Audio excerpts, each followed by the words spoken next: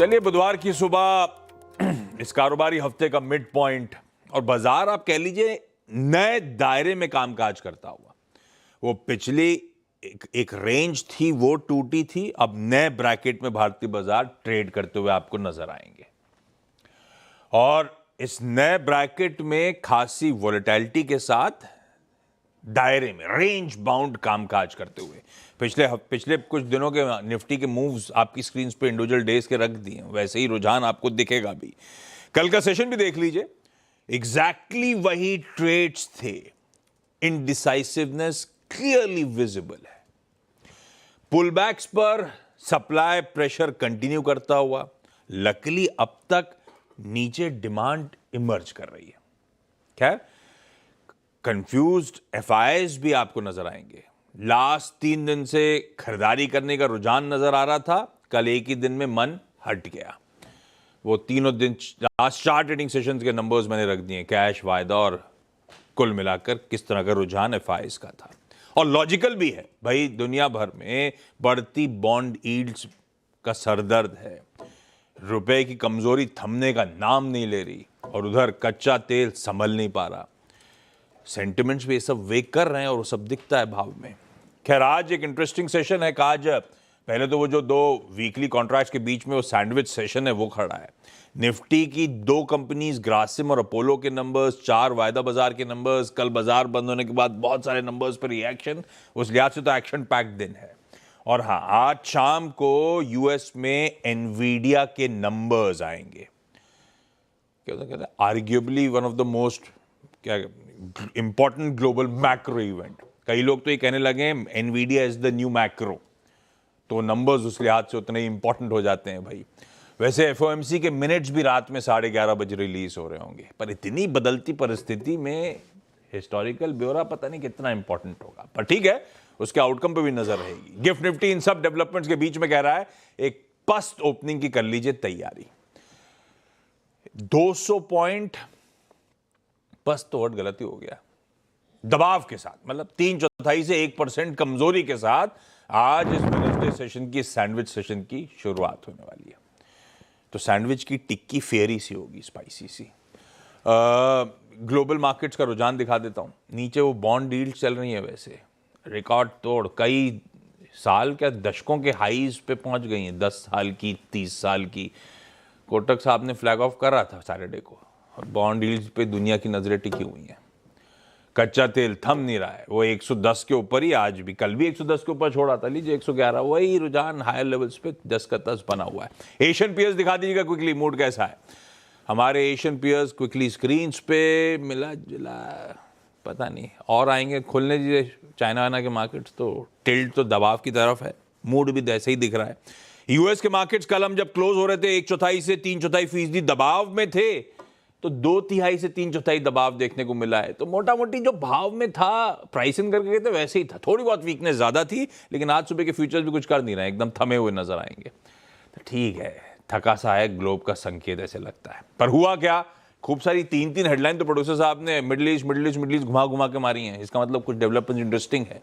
भाई साहब, क्या अपडेट्स हैं?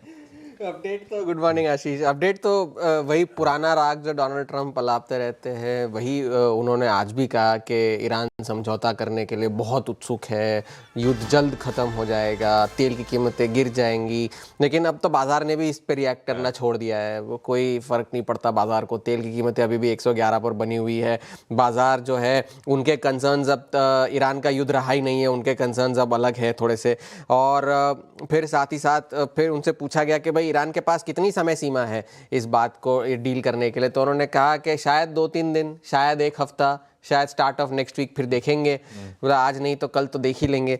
ये डोनाल्ड ट्रंप ने फिर जवाब दिया। और पहले तो उन्होंने ये कहा कि हम सिर्फ 1 घंटा दूर थे हमला करने के लिए, इससे पहले कि ये सारी जो रिक्वेस्ट्स आई पश्चिम एशिया के देशों से, तो उससे पहले लगभग 1 ही घंटा दूर थे कि सहमति बन चुकी थी कि ईरान पर फिर से हमला किया जाए। लेकिन उन देशों को ये पता नहीं था कि हम हमले की तैयारी कर रहे हैं, उन्हें बताया नहीं गया था, ये डोनाल्ड ट्रंप ने कहा। फिर से वही बात कि ईरान के पास परमाणु हथियार नहीं होंगे। और साथ ही साथ जो एक सर्वे किया था न्यूयॉर्क टाइम्स और सीएनए ने, उनके उस पोल के मुताबिक लगभग 65% यूएस वोटर्स ऐसे हैं जो डोनाल्ड ट्रंप की इस ईरान युद्ध की हैंडलिंग से सहमत नहीं है। और फिर उनसे इस बारे में भी पूछा गया तो उन्होंने कहा कि भाई पॉपुलर तो नहीं है, लेकिन जब हम लोगों को समझाते हैं कि ये परमाणु हथियार के लिए है तो फिर वो पॉपुलर हो जाता है। और फिर चाहे वो पॉपुलर हो ना हो, मुझे तो करना ही है, I have to do it, ये रिआइट्रेशन उन्होंने किया। और जेडी वैंस ने भी फिर यही बात कही कि सैन्य अभियान शुरू करना ना तो डोनाल्ड ट्रंप चाहते हैं ना तो ईरान चाहता है, तो बात अब बॉल उनके कोर्ट में है कि वो किस तरह से नेगोशिएट करना चाहते हैं। तो हम तो अपने गुड फेथ में नेगोशिएट कर रहे हैं, ये जेडी वैंस का बयान था। और ट्रेजरी सेक्रेटरी स्कॉट बेसेंट जो कि G7 के वित्त मंत्रियों की बैठक में शामिल हुए हैं, उन्होंने भी इस बारे में जोर दिया है दूसरे देशों को कि वो यूएस की मदद करे जो है सैंक्शंस ईरान पे और फाइनेंशियल सैंक्शंस लगाने में। बाजार के कंसर्न्स थोड़े से और है, वो कंसर्न्स ये है कि बॉन्ड यील्ड्स जो है वो बढ़ती जा रही है। उसका कारण भी ये ईरान का युद्ध ही है, और युद्ध की वजह से जो तेल की कीमतें बढ़ी है, तेल की कीमतों के बाद जो महंगाई बढ़ी है, उसके बाद जो रेट हाइक होने की आशंकाएं बढ़ी है, उस वजह से बॉन्ड यील्ड्स में इस तरह का उछाल देखने मिल रहा है। 10 साल की बॉन्ड यील्ड एक बेंचमार्क है। Auto loans, credit card loans, mortgage loans, वो सारे उस 10 ईयर की यील्ड पे बेंचमार्क होते हैं। 30 साल सरकार के लिए, 30 साल सरकार के लिए है, लॉन्गर ड्यूरेशन के लिए। वो अब 2007 जुलाई के सबसे ऊंचे स्तरों पर है। 10 साल की यील्ड जनवरी 2025 के सबसे ऊंचे स्तरों पर है। और 2 साल की यील्ड जो है, जो कि एक शॉर्टर टर्म मेजर है, वो ये दर्शाता है कि फेड का अगला मूव क्या हो सकता है, वो भी अब 4.1% के पार निकल गई है। मतलब दरें बढ़ने की तैयारी हो रही है, ऐसा तैयारी हो रही है जी। Okay. और इस बारे में इनफैक्ट डोनाल्ड ट्रंप से कल पूछा भी गया था कि केविन वॉर्श, तो आप तो यूं नहीं ये कह के लाए थे कि वो ब्याज दरों में कटौती करेंगे, तो उन्होंने कहा नहीं, उन्हें जो करना है वो करें, मुझे पता है वो अच्छा काम करेंगे, ब्याज दरों की बात मत कीजिए इस वक्त। बोफा ने एक सर्वे करा था जिसमें उन्होंने ये 62% ग्लोबल फंड मैनेजर्स ने ये चेताया है कि 30 साल की यील्ड जो इस वक्त 5.19 5.2 तक है, वो 6% तक जा सकती है। और अगर ऐसा हुआ तो 1999 के बाद का ये सबसे ऊंचा स्तर होगा 30 साल की यील्ड का। दूसरा सबसे बड़ा न्यूज़ अपडेट ये है कि व्लादिमीर पुतिन कल देर रात चीन पहुंचे हैं। आज शी जिनपिंग से मुलाकात करेंगे। लगभग 40 समझौतों पर हस्ताक्षर होने हैं। और बड़ा जो मामला ये है कि एक power of Siberia 2 pipeline project है जो यूएस, रूस और चीन मिलकर करने वाले हैं, उस पर चर्चा होनी है। और उस पर सहमति बनाने के लिए व्लादिमीर पुतिन जो है चीन पहुंचे हैं। ये ईरान के युद्ध की वजह से काफ़ी सारे देशों ने अपने यूएस गवर्नमेंट होल्डिंग्स जो है, जो ट्रेजरीज है, उसमें बिकवाली की है मार्च के महीने में। ये ट्रेजरी डिपार्टमेंट का जो ऑफिशियल डेटा कल रिलीज़ हुआ था, उससे ये पता चला है कि चीन ने अपनी होल्डिंग्स 6% घटाई है फरवरी के मुकाबले, और सितंबर 2008 के बाद की सबसे कम होल्डिंग्स अब चीन के पास है। जापान जो कि सबसे बड़ा होल्डर है यूएस गवर्नमेंट ट्रेजरीज का फॉरेन गवर्नमेंट्स में, उन्होंने भी अपनी होल्डिंग्स को कम किया है। और फॉरेन इन्वेस्टर्स ने वैल्यूएशन लॉस झेला लगभग $150 बिलियन का मार्च के महीने में इन ट्रेजरी यील्ड्स की वजह से। आज का सबसे बड़ा ट्रिगर तो एनवीडिया ही है। देखिए, नतीजे तो सबको पता है कि अनुमान से बेहतर ही होते हैं अमूमन, लेकिन आने वाले समय में क्या कमेंट्री होगी, गाइडेंस क्या होगी, और जेनसेन ह्युआंग जो अभी चीन जाकर आए हैं, चीन के बिजनेस को लेकर के क्या कमेंट्री होगी, इस पर बाजार की नजरें होंगी। पर इस वजह से टेक के शेयरों में अभी भी बिकवाली जारी है। नैस्डैक और S&P 500 कल तीसरे दिन गिरकर बंद हुए। तो एनवीडिया के नतीजों पर बाजार की नजरें होंगी और बॉन्ड यील्ड्स पर नजर होगी। ईरान के डेवलपमेंट्स को अनलेस एंड अनटिल के कोई बड़ा डेवलपमेंट ना हो, बाजार इस वक्त उसे थोड़ा सा साइड में रख रहा है। खैर, ये है ग्लोब के समीकरण। कैसे कहूँ, न्यूट्रल, नेगेटिव, खराब है। खराब क्यूज हैं आपके। खराब तो खैर बॉन्ड यील्ड देख के समझ में आ जाएगा आपको, क्यूज गड़बड़ा रहे हैं। दुनिया के लिए सरदर्द बढ़ रहा है, और वॉर से लेकर अब वो पर्कुलेट होते हुए ना जाने कहाँ कहाँ पहुँच गया है। ऐसे में अब अप्रोच क्या रखा जाए मार्केट्स को लेकर। कल भी मामला ठंडा ही पड़ा था ऊपर से। वीरू, आज का गेम प्लान निफ्टी बैंक में कैसे स्ट्रेटेजाइज करना है भाई साहब? गुड मॉर्निंग आशीष। देखिए आशीष, वीकनेस कल भी है ना, वीकनेस कल भी थी। बस ये है कि आपका जो फार्मा है, आपका जो आईटी है, वो शुरुआत में कल इतना थ्रस्ट जनरेट कर रहा था कि कुछ लेवल टू लेवल ट्रेड्स मिल रहे थे। इनिशियली वो 710 का जोन कटा, पहला कॉल आइट्रस for the weekly contract expiry. फिर वहां से करीब करीब आपको क्या मिला, 766 डेमा और करीब करीब 780, है ना।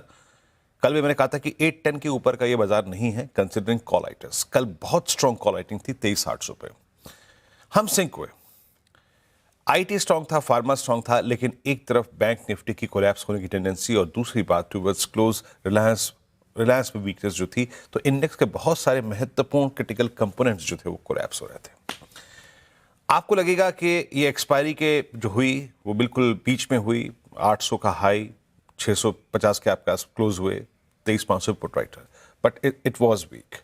निफ्टी बैंक कोलैप्स हुआ, बिल्कुल सनराइज को इसने अप्रोप्रिएटली अगर आप देखें तो रिस्पेक्ट दी, वही 53,800 के जोन से कोलैप्स हुआ। एफआईएस के स्टैट्स में कल सेलिंग थी, कैश मार्केट में भी और इंडेक्स में भी। करीब करीब 998 करोड़ रुपए का इंडेक्स बेचा, करीब 6730 कॉन्ट्रैक्ट शॉर्ट किए और लॉन्ग करीब 316 कॉन्ट्रैक्ट, 2457 करोड़ रुपए की कैश की सेलिंग। नेट शॉर्ट एफआईएस के फिर कैपिटलाइज हुए हैं थोड़े से और करीब करीब 2,16,000 कॉन्ट्रैक्ट। माइट भी एक डिसअपॉइंटमेंट हो सकता है, शायद कोई न्यूज़ नहीं थी, उसके बाद बाजार ने कोलैप्स होना ही ठीक समझा, रेस्ट्रिक्ट होना ही समझा, अगर आप देखें बैकफुट पर आना ठीक समझा। अभी आशीष जिस क्लस्टर में हम खुलेंगे ना वो बहुत ही क्रिटिकल है, जरा प्लीज ऑप्शंस का अलाइनमेंट लेके आइए। न्यूली कमेंस्ड मंथली कॉन्ट्रैक्ट में 23,800 और 24,000 पे बड़े कॉल आइटर्स थे। स्कोप था हमारे पास 24,800 तक ट्रेवल करने का, अगेन इन नॉर्मल सर्कमस्टेंसेस। ये देखिए करीब करीब 23,800 और आपका 24,000 पे, 23,800 पे 40 लाख का आउटस्टैंडिंग हुआ, 23,700 पे करीब 50 लाख का आउटस्टैंडिंग हुआ। ये दोनों क्लस्टर्स क्या हैं, 700 और 800 क्या हैं? यहीं पे है कॉल आइटर्स, यहीं पे है 10 डेमा, यहीं पर है 20 डेमा। ये पूरा का पूरा जोन एक बहुत बड़ा सप्लाई जोन है और नीचे 23,500 पे और 23,400 पे स्ट्रॉन्ग पुट राइटिंग है, करीब 75 लाख का आउटस्टैंडिंग हुआ है। एवरेज कोई नहीं है यहाँ पर, but it's still I mean huge outstanding हुआ जोन। पिरामिड्स में देखिए जरा एक बार, पिरामिड्स में आपको यही फीलिंग नजर आएगी कि इस आज के सेशन को मंथली कॉन्ट्रैक्ट्स में पुट राइटर्स ने और कॉल राइटर्स ने ग्रैब कर रखा था 23,500 400 नीचे और ऊपर की तरफ 23,700 800। With the biggest outstanding Y still lies at 24,000 की कॉल और 23,000 के पुट पे। लेके आइए लेवल्स, देखिए ये जो लेवल है ना, मैं कल भी आपसे एक बात कर रहा था 410 मल्टीपल टाइम, अगर आप इस रेंज के जिसके आशीष का उल्लेख भी कर रहे थे, अगर आप मल्टीपल टाइम्स और बहुत टाइम इसके नीचे इसके लोअर एज पे स्पेंड करेंगे, then finally a case of collapse will appear.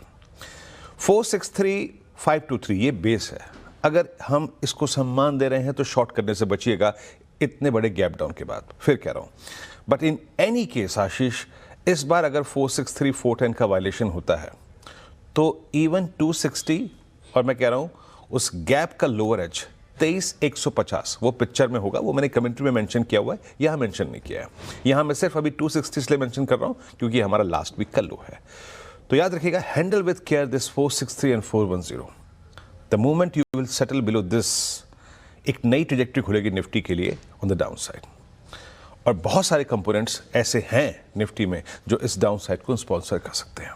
तो ट्रेड अकॉर्डिंगली एक बार RS1 फिर लेके आइएगा हमारे लिए, चाहे वो आज हो, चाहे वो कल हो, चाहे वो परसों, इन दिस मंथली कॉन्ट्रैक्ट अगर स्ट्रेंथ आनी है, अगर आपको 24,080 दैट्स 50 डेमा तक का सफर तय करना है, तो आपको इस 813 और 841 के जोन को बाइसेक्ट करना ही पड़ेगा। The biggest outstanding OI and 20 day exponential average. लेके आइए बैंक निफ्टी, ये अभी भी कमजोर है और कोलैप्स हो रहा है। 53,800 54,000 मैंने कल भी कहा था, इस ट्रेजेक्टरी के जब तक ऊपर नहीं निकलेगा ये कोलैप्स होगा, हुआ। लेके आइए जरा प्लेसमेंट ऑप्शंस की। 54,000 पे अब कॉल आइटर से स्ट्रॉन्ग ग्रिप ले रहे हैं, और एक बात याद रखिएगा, 54,000 पे कॉल आइटर है, 53,800 पे कॉल आइटर है, और एक और महत्वपूर्ण चीज 54,200 पे अब आपका फॉलिंग 10 डे एक्सपोनेंशियल एवरेज है। 53,000 पे अभी भी स्ट्रॉन्ग पुट राइटिंग है, लेकिन माइट बी ये चैलेंज होगा सुबह खुलते ही साथ। सो कह रहा हूं मैं कि 53,000 को हैंडल विद केयर, लेवल्स लिखे आइए बेस 1। एक बात याद रखिएगा, मैंने 2 रोज 3 रोज पहले टिप्पणी की थी that lower edge of gap वो आता था 52,727 पे, 52,740 का एक बार लो लगा चुके हैं आप।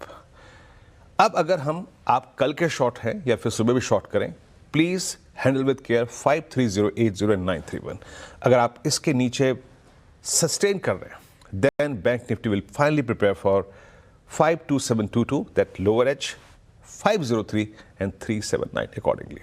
और even best case of short Nifty Bank के लिए वही होगा क्लोजर टू RS1 क्लस्टर, वही है 53,600 53,800। बैंक निफ्टी को स्ट्रांग होने के लिए, चाहे वो क्रूड पे स्ट्रांग हो, चाहे क्रूड के रिट्रेसमेंट पे स्ट्रांग हो, स्ट्रेंथ का केस एक ही कंडीशन में अपियर होगा और वो है 54189, दैट कॉल आइटर, 3 कॉल आइटर्स और 10-day एक्सपोनेंशियल मूविंग एवरेज। आशीष, परफेक्ट है ये निफ्टी 50 बैंक का आज का वेडनेसडे का हमारा अप्रोच। चलिए अब चला जाए स्टॉक्स की तरफ। चकाचक चार्ट। ओफो, प्रकाशगाबा.com के श्री प्रकाश गाबा सर, सुबह सुबह आजकल आपका मेरे बिना मन नहीं लगता है। हाँ, गाबा सर सुबह सुबह जुड़ते हुए। गाबा सर गुड मॉर्निंग, आज के प्रेफर्ड पिक्स कौन से? Good morning, thank you for your attention. दो स्टॉक्स, एक लॉन्ग और एक शॉर्ट। लॉन्ग है मनप्पुरम फाइनेंस। इसका बेसिकली चार्ट स्ट्रक्चर पॉजिटिव है और करीब 8-10 दिन का देखें तो एक साइडवेज मूव में, लेकिन इस साइडवेज मूव में भी स्ट्रेंथ है। ट्रेड करा मनप्पुरम फाइनेंस करीब अंडर 315, तो मेरे ख्याल से मनप्पुरम फाइनेंस का जो टारगेट होना चाहिए 320 का, स्टॉप होगा 312। ज्यादा अग्रेसिव नहीं है, हो सके तो और भी अच्छा आपको मिल सकता है, लेकिन लॉन्ग होना चाहिए मनप्पुरम फाइनेंस में इस वीक मार्केट में। स्टॉक जो वीक नजर आता है वो है इंडिगो। इस पे थकान है।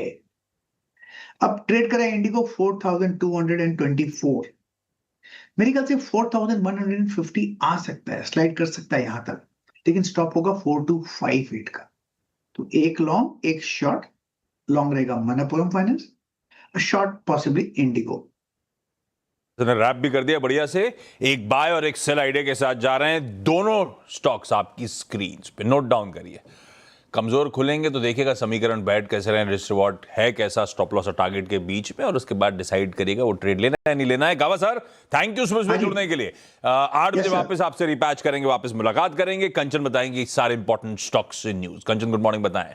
Good morning. शुरुआत करते हैं बीपीसीएल के साथ। देखिए इसके Q4 के नंबर्स आए हैं। नंबर्स हमें काफ़ी खराब देखने को मिले हैं। मुनाफे की बात करी जाए तो करीबन 57% की गिरावट यहाँ पे देखने को मिली है। यहाँ पे हालांकि एक वन टाइम जो कॉस्ट है वो भी शामिल होता हुआ दिखाई दिया है, लेकिन टॉप लाइन भी फ्लैट है, कोई भी चेंज नहीं है, और साथ ही साथ जो ऑपरेशनल नंबर्स है वो भी यहाँ पे गिरते हुए नजर आए। वैसे तो ये स्टॉक डेली ही फोकस में रहता है बिकॉज ऑफ क्रूड प्राइस, लेकिन आज नतीजों के लिहाज से भी ये फोकस में आपके रहना चाहिए। मैनकाइंड फार्मा नंबर्स यहाँ पे हमें अच्छे देखने को मिले हैं। मुनाफे की बात करी जाए तो 554 करोड़ पे ये जो मुनाफा है रजिस्टर किया गया है।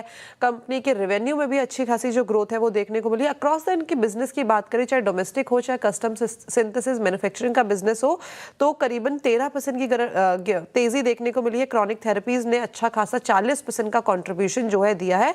वहीं मार्जिन्स में भी अच्छा खासा सुधार आता हुआ दिखाई दिया है। पीआई इंडस्ट्री के नंबर की बात करें तो नंबर यहाँ पे बेहद खराब देखने को मिले हैं। रेवेन्यू में करीबन 13% की गिरावट है। ऑपरेशनल नंबर्स काफी ज्यादा डाउन साइड में है। EBITDA करीबन 40%, मार्जिन्स में डेंट है। और अगर पिछले 9 क्वार्टर की आप बात करें तो 7 क्वार्टर में तो इसने अपने जो एस्टिमेट है उसको लगातार मिस किया है, और डोमेस्टिक CMS बिजनेस दोनों में ही गिरावट जो है देखने को मिली है।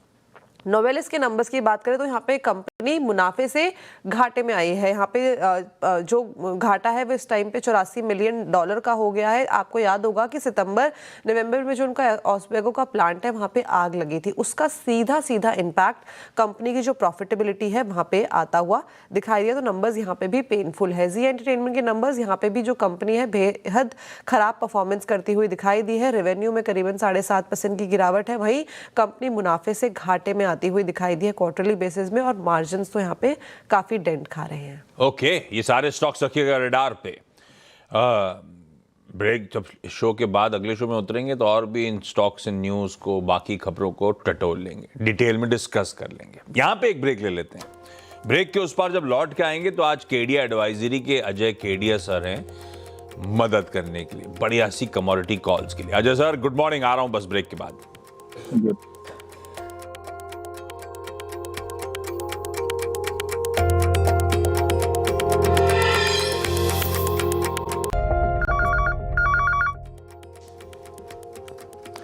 ओके, तब और अब की प्लीज सेकंड प्लेट लेकर आइएगा। इक्विटीज मैंने आपको दिखा दिया था।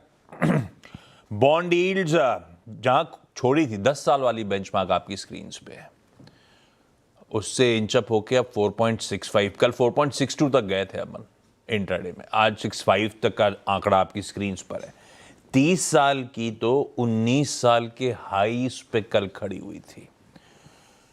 खैर उसके साथ साथ डॉलर इंडेक्स इंच अप कर रहा है 100 की तरफ धीरे धीरे वापस बढ़ता हुआ। कच्चा तेल जस का तस $110 के ऊपर है। बाकी के वेरिएबल स्क्रीन पे छोड़ दिए मैंने। Ajay sir good morning. आज के preferred commodity ideas. Very good Ashish ji. बिल्कुल सोने चांदी पे जो असर है वो खाली कच्चे तेल को देखते हुए पिछला 15 दिन हो चुका है कि कच्चा तेल ब्रेंट 105 के ऊपर कंसिस्टेंटली टिका हुआ है। मिडिल ईस्ट में तनाव कंटिन्यू बढ़ा है, जिसके चलते लग रहा है कि ब्रेंट में अगर तेजी रहती है तो इन्फ्लेशन का कंसर्न कंटिन्यू रहेगा, जो सोने चांदी पे कंटिन्यू दबाव ला रहा है। 4500 तोड़ने पे है, अगर ये तोड़ता तो और ज्यादा सेल ऑफ आएगा। इसी को देखते हुए गोल्ड में बिकवाली करके चलिए। हालांकि डोमेस्टिक मार्केट में रुपए की गिरावट और ड्यूटी की वजह से ज्यादा फॉल नहीं दिख रहा है, बट 1,60,000 पे बेचा जा सकता है। 1,57,500 तक का लेवल हम गोल्ड में देखेंगे। वहीं सिल्वर की अगर बात करें तो गोल्ड सिल्वर रेशियो में रिकवरी आ रही है। इसका मतलब है चांदी ज्यादा गिरती हुई दिखाई देगी। $70 का एक साइकोलॉजिकल लेवल है, बट मुझे लगता है 2,71,000 के करीब मिले बेच के चलिए। 2,66,000 2,65,000 तक के भी लेवल हम चांदी में देख पाएंगे। तो थोड़े टाइम तक सोने और चांदी में डिस्काउंट मिलता हुआ रहेगा। सोना और चांदी दबाव डिस्काउंट पे शायद कामकाज करें। दोनों में एक सेल रेको है। कल और आज के बीच में वैसे इंटरनेशनल मार्केट्स में भी दोनों कमोडिटीज, दोनों प्रेशियस मेटल्स कूल ऑफ हुए हैं और दबाव की तैयारी कर लीजिए। अजय सर ने जो टारगेट्स दिए और स्टॉप लॉसेस दिए स्क्रीन पे नोट डाउन करिए। अजय सर थैंक यू सुबह सुबह जुड़ने के लिए। आज का इवेंट्स कैलेंडर, आज है वेडनेसडे, तो दो एक्सपायरीज के बीच में वो सैंडविच सेशन। नतीजे निफ्टी के दो हैं, ग्रासिम इंडस्ट्रीज और अपोलो हॉस्पिटल्स एंटरप्राइजेस। वायदा की 4 हैं, बॉश, संवर्धन मदरसन, जुबिलेंट फूडवर्क्स और सम्मान कैपिटल। बोर्ड मीट्स कुछ स्पेसिफिक इंपॉर्टेंट हैं, तो संवर्धन मदरसन के नतीजे आने प्लस इस कंपनी का बोर्ड फंड रेजिंग पे विचार कर रहा होगा, पर वो फंड रेजिंग बॉन्ड्स या एनसीडीज के जरिए हो रही होगी, तो उतनी ज्यादा स्टॉक इंपैक्टिंग नहीं, नंबर्स इंपॉर्टेंट हो जाते हैं। आदित्य बिरला कैपिटल आज फंड रेजिंग पे विचार करने वाला है। वो कह रहे हैं by way of issuance of securities, और उसमें भी QIP प्रेफरेंशियल एटसेट्रा। इसीलिए AB Capital, Aditya Birla Capital की board meet important. TeamLease services, इसके नतीजे आने हैं कैश में आज। उसके साथ साथ इस कंपनी का बोर्ड बाय बैक पे विचार करने जा रहा है। कल जायडस लाइफ साइंसेज, कल वो धानुका एग्री, बायबैक की न्यूज पे खूब स्टॉक चले हैं। आज रेडा पे टीम लीज रखते हैं, क्या अपडेट्स आते हैं कंपनी की तरफ से। GE शिपिंग का एक्स डिविडेंड होना है ₹11.70 का। अगर इन्विट्स में इन्वेस्ट कर रखा है तो पावर ग्रिड इंफ्रास्ट्रक्चर इन्विट और IRB इन्विट फंड दोनों के इनकम डिस्ट्रीब्यूशन की एक्स डेट आज है। गार्डन रीच शिप बिल्डर्स आज पहली next generation offshore patrol vessel जो नेवी के लिए बनाई है उसे लॉन्च करेगा। लॉन्च करेगा मतलब बना दी है, उसे पानी में उतार दिया जाएगा, और ऐसी 4 बनानी है उसे इंडियन नेवी के लिए। आज शाम को 4 बजे हमारा 8 कोर इंडस्ट्रीज का डेटा अप्रैल मंथ का आएगा। उसके बाद 5 बजे हमारा इंफ्रास्ट्रक्चर आउटपुट आ रहा होगा। रात 11:30 बजे US फेड की लास्ट बैठक के मिनट्स, उसका ब्यौरा FOMC मिनट्स आ रहे होंगे। चाइना की आज ब्याज दरों का फैसला भी आना है, PBOC loan prime rate. UK EU पूरे उस ब्रैकेट का, यूरोप का कह लीजिए इन्फ्लेशन का प्रिंट आ रहा होगा। US की क्रूड ऑयल इन्वेंट्रीज हैं। आज ECB की बैठक है, पर वो नॉन मॉनेटरी पॉलिसी मीटिंग है। US में एक ही नतीजा सबसे इंपॉर्टेंट है, वो है एनवीडिया का, इसलिए स्क्रीन पर रख दिया है। मेटा, इन्होंने पहले ही कह रखा था भाई, आज पहला wave of lay off conduct करने वाले हैं। इंडिकेशंस हैं कि फेसबुक और इंस्टाग्राम पे 10% ऑफ ग्लोबल वर्कफोर्स रिड्यूस, यानी कि करीब 8,000 लोगों का ले ऑफ होना है। और क्यों हो रहा है? क्योंकि कम मैनेजमेंट लेयर्स चाहिए, जबकि एक कंफर्टेबल फाइनेंशियल पोजीशन में है, पर AI असिस्टेड वर्कर्स, AI मिल गया है तो लोग कम चाहिए, ये उसका इंपैक्ट है। आज वर्ल्ड मेट्रोलॉजी डे है। मेट्रोलॉजी मतलब मेजरमेंट्स की स्टडी। ये डे इसलिए सेलिब्रेट करते हैं क्योंकि ग्लोबल स्टैंडर्डाइज, अगर मैं कहता 10 किलोमीटर दूर जाना है तो पाकिस्तान वालों को समझ में नहीं आता 10 किलोमीटर मतलब क्या है, पर क्योंकि सब एक ही मापदंड का इस्तेमाल करते हैं इसीलिए दुनिया ईजी है, इसलिए इस दिन को सेलिब्रेट करते हैं। वर्ल्ड बी डे है आज, मधुमक्खी जनरल बहुत इंपॉर्टेंट है वैसे पॉलिनेटर्स के लिए। बंद का कॉल है भाई फार्मेसीज, सारी फार्मेसीज शायद आपके इर्द गिर्द आज बंद रहेंगी। आज क्या, ये शायद आगे बढ़े। ये लोग प्रोटेस्ट कर रहे हैं क्योंकि ऑनलाइन मेडिसिन बेची जा रही हैं और एबनॉर्मल प्राइसेस पे खूब डीप डिस्काउंटिंग के साथ। तो अगेंस्ट ई फार्मेसीज आज फार्मा बंद है, दुकानें बंद होंगी।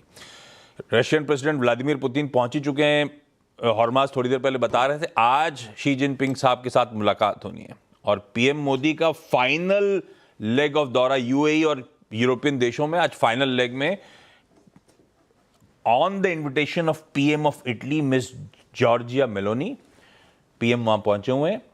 आज हाई लेवल डेलीगेशन है, बायलैटरल टॉक्स होने। वैसे मेलोनी मैम ने ये इमेज भी शेयर करी थी कल रात में, पीएम पहुंच गए वहां पे। खैर, गिफ्ट निफ्टी के संकेतों के साथ छोड़े जा रहा हूं। पेन है 150 पॉइंट के गैप डाउन की। भाई साहब तैयारी 2/3% कमजोरी के साथ हम शुरुआत करेंगे। अब तक ये इंडिकेशन से देखते हैं, थोड़ा सा रिकवरी आई है वैसे 7 बजे से लेकर 7:30 के बीच में। मॉर्निंग कॉल समेट रहा हूं, ब्रेक के उस पर लौटेंगे। तो आज का टॉप 20। नमस्कार।